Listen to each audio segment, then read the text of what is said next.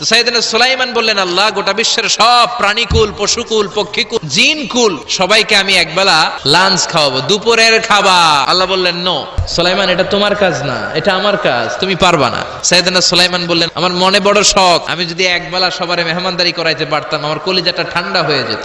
আল্লাহ বললেন, ওকে, ট্রাই করে দেখো পারো কিনা।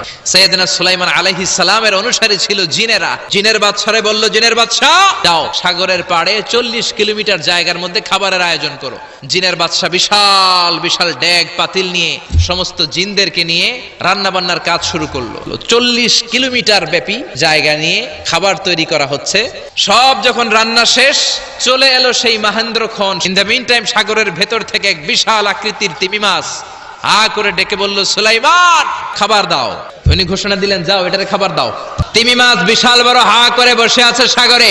জিনের বাদশা খাবার দিতে লাগলো। 1 কিলোমিটার শেষ, 5 কিলোমিটার শেষ, 10 কিলোমিটার শেষ, 40 কিলোমিটার শেষ, এখনো তিমি মাছের মুখ হা করা আছে না নাই? সাইয়েদনা সুলাইমান সিজদায় পড়ে গেলেন, আল্লাহর ডেকে বললেন, মাবুদ রে, আমি বুঝতে পারি না আসলে রিজিক দেওয়ার মালিক আমরা না, গোটা বিশ্বের সবাইকে খাওয়ানোর ক্ষমতা আমার নাই, রিজিকের মালিক একজন, তিনি কে?